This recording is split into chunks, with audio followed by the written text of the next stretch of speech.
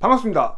내 집 찾기입니다. 이번 영상에서는 하남 가밀지구에 어떤 측면에서 지하철 3호선이 들어와야 하는지 좀 이야기를 해보겠습니다. 거주하시는 분들이나 관심 있으신 분들, 이 동네에 지하철이 들어온다고 했을 때 정부가 얘기를 했죠. 3호선이 연장된다는 얘기를 들었을 거예요.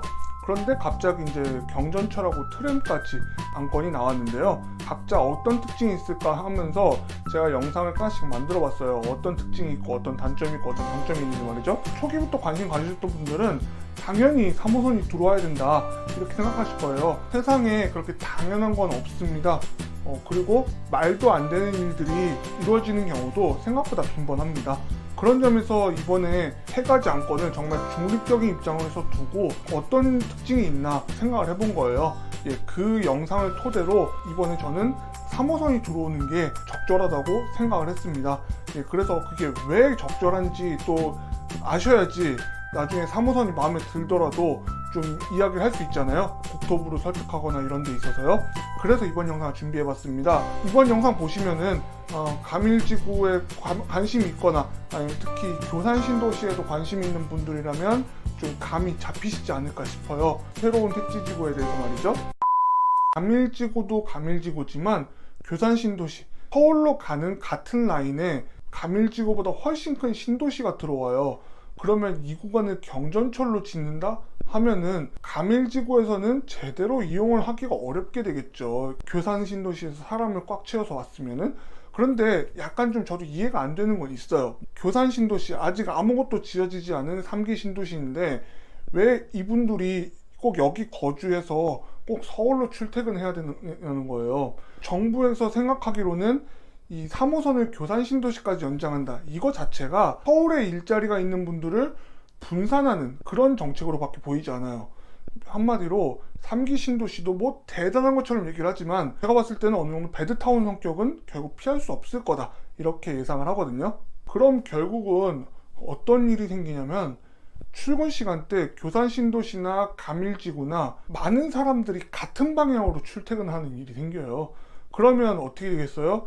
낮에는 텅텅 비고 러시아워에는 사람이 몰리고 이렇겠죠. 배드타운으로 만든 것도 국토부의 계획이고 국토부가 이건 어느 정도 책임을 져야 된다고 봅니다. 저는 서울시의 많은 인구를 좀 분산시키려는 정책도 있기 때문에 서울에 일자리를 갖는 거에 대해서 뭐라 비난할 수가 없어요. 경기도에 사는 분들한테 말이죠. 한 방향으로 출근한다 그러면은 이 3호선보다 수용력이 낮은 수단이 들어온다 이러면 사실 있으나 마나 이렇게 될 수 있다는 제 생각입니다. 이런 일로 한번 추론해 볼 수 있는 거는 국토부가 얼마나 빠르게 국민들한테 관심을 끌기 위해서 지하철 연장 계획을 했는지 알 수가 있었는데요. 하나의 신도시나 아니면 택지지구가 형성되는 데까지는 생각보다 오랜 시간이 걸려요. 그래서 예상값과 실제값이 다른 경우는 굉장히 많잖아요. 지하철이나 경전철이나 트램 이거 모두 굉장히 깊게 생각을 해봐야 되는 거예요. 그런데 이걸 하루아침에 말을 바꾼다? 제가 봤을 때는 좀 이게 가능할까 싶어요. 원래 생각을 제대로 하고 중전철이라고 하죠. 3호선 같은 일반 전철을. 이런 전철이 다니니까 이거에 맞게 인구가 조성이 되고 했을 거예요. 분명히. 그런데 아예 중전철, 경전철, 트램은 수용량의 측면에서는 성격이 완전히 달라요. 같은 철도로만 다닌다는 것 뿐이지. 그런데 어떻게 이게 세 가지가 안건이 이렇게 동시에 나왔나 싶어요. 그렇다고 해서 경전철이나 트램 만든다고 동네 규모가 작아지나요? 그런 것도 아니잖아요. 그냥 제가 봤을 때는 경전철 김포 골드라인에 선례가 있어서 시도해보면 되겠지. 약간 그런 생각으로 안건을 낸 거 아닌가 그런 생각이 들었습니다. 그렇다고 해서 이제 경전철하고 트램 안건이 어떤 걸로 이제 관심을 끌려고 했냐면은 제가 봤을 땐 그래요. 잠실역까지 운행하는 걸로 매력을 끌려고 했어요. 그런데 이거는 잘 생각해 보셔야 될 게 있어요. 지금 3호선이 연장돼도 사실 가락시장역 1회 한승으로 갈 수가 있거든요. 잠실역을 경전철이나 트램으로 한 번에 간다 이렇게 했을 경우에 가밀지구 주민보다 송파구 주민들이 더 혜택을 볼 수 있을 것 같아요. 트램이나 경전철, 약간 이제 잠실역을 접근하는 루트는 조금씩 달라요. 해당 연선은 전철이 없기 때문에 버스 의존도가 굉장히 높은 동네예요. 심지어 뭐 다람쥐 버스라고 해서 출퇴근 시간에만 운영하는 버스까지 있어요. 그렇게 버스가 이제 사람이 터져 나가는 구간이라고 이제 이곳의 편의를 위해서 잠실까지 더 가는 거 아닌가 이런 생각까지 들었습니다. 여기서 볼 수 있는 거는 뭐예요? 택지지구나 신도시를 할 때 제대로 했다면은 이 교통정책부터 처음부터 내세우는 게 아니에요. 제가 봤을 때는 그 1기나 2기 신도시를 봤을 때도 한꺼번에 다 입주하는 게 아니죠. 서서히 인구가 늘어나게 됩니다.